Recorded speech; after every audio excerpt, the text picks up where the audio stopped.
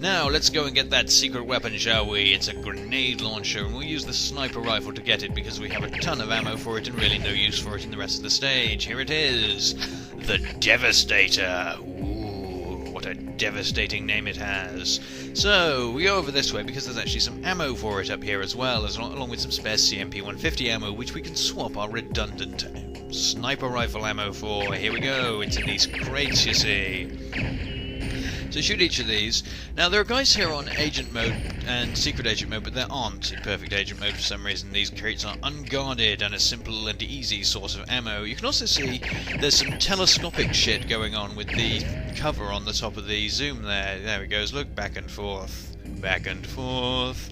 You can zoom right in it going up to 30 times. It's really quite cool. There we go, zoom it right back, and it's normal again. So let's whip out the Devastator so that you can hear its awesome reload sound, because there isn't actually enough ammo in this level to reload it at all. Anyway, well, let's now go right back up into the Carrington Institute. You don't want to see us snipe a bunch more crates. That's ridiculous.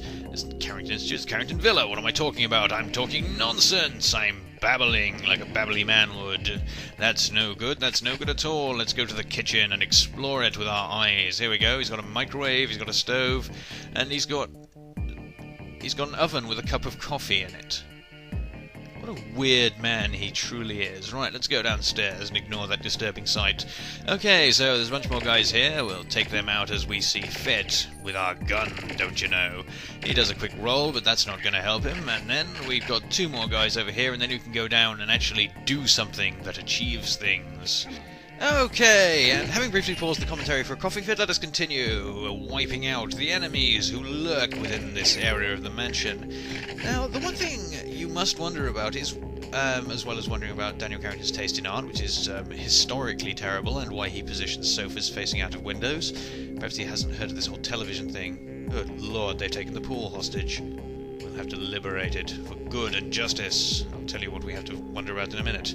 Because down here is a man who believes himself to be in the jungle. He hasn't heard of this whole potted plant thing, having come from a rather poor area of the world, you see. Now, the one thing you have to wonder about is why, when dataDyne, this incredibly immense, ridiculously powerful company, what's to stop them making another Dr. Carroll? Why do they have to do this? And this question will come up repeatedly, because there are several things that are pretexted on their apparent inability to make things they could obviously afford to. Anyway, we'll just gun him down, and that man will run over there towards his friend. However, they are both helpless before our righteous wrath, as we seek to liberate that pool and return it to the just ways of our cause. It is now an all-American pool. You are saved, pool. Fly forth and be free. Yes, we've got more of these sofas which are positioned staring out of that window. Apparently Daniel Carrington just likes to sit there massaging his property cock as he pretends that this gigantic building makes up for his tiny penis. Now, here's another little bit of a plot hole here that they've got going on. Daniel Carrington apparently switched off this wind generator, thus trapping himself in the basement where he can't possibly get to the controls of it. They then manage to interrogate him, find out the location of Dr. Carroll, pass it to these guys up here, despite the fact that they don't pass down that everyone's being massacred by one of his agents, you know, as you would sensibly do if you had that kind of comlink, and thus Dr. Carroll has been taken away. The whole thing doesn't make a lick of sense, really, so it's best off not thinking about it. Anyway, we've got these three guys here who are trying to guard the power generator. Despite the fact that they actually, as it turns out, want the power generator switched back on again, they are physically trying to stop us from doing so, because once you turn on the power, the hackers appear and start their hackety ways. Because as it turns out, this place has administrator access to the Carrington Institute's mainframes, despite the fact there is no reason for this sort of thing to exist. It's ridiculous. It's Grimshaw. We got hackers at the villa. We gotta stop them before they get to our files. Why don't you just cut the hard line, you fucking nitwit? Oh wait, Grimshaw doesn't actually have anything to do with computers. He is in fact the janitor. He just hangs around in the computer room because that woman there apparently doesn't mind his massive series of personal problems. Anyway, so what we've got to do is track down the terminals there. As you'll notice, they've appeared on the R tracker just in case this might be remotely difficult. So the only real way that you could not figure that out is if you haven't got the R tracker switched on. It's not that the game really gives you any clue that you've got it, but never mind, let's fail our mission. Oh my god, we're doomed, we're going to have to restart. It's all his fault. No, actually the game is lying to us. This is one of several missions which is possible to fail and then win at anyway.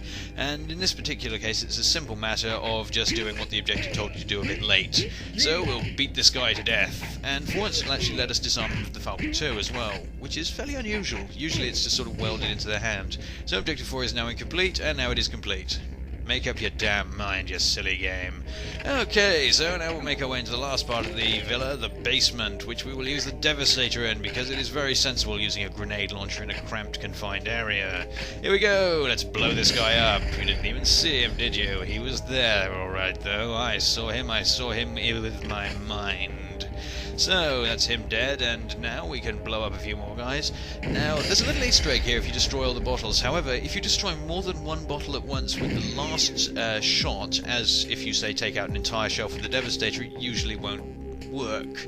Now, apparently the shot we fired there didn't kill the guy who's hiding behind those bottles. However, he decides to not fire at us for quite some time, as if he is aware that we're toting a grenade launcher around and just murder the shit out of him. Anyway, this is the secondary fire mode, which is sort of half-assed timed mine. It's not that brilliant, but it's good if someone's following you around in multiplayer. However, we're not in multiplayer, and therefore it's worthless to us. It is without purpose. Now let us gaze upon the glory that is this level's cheese, hidden as it is atop that shelf.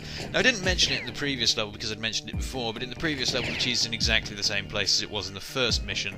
So that's a little disappointing, isn't it? Usually if it recycles the map, the cheese is in the same place. That's even true in Area 51, where you can't get to the cheese in the first Area 51 level.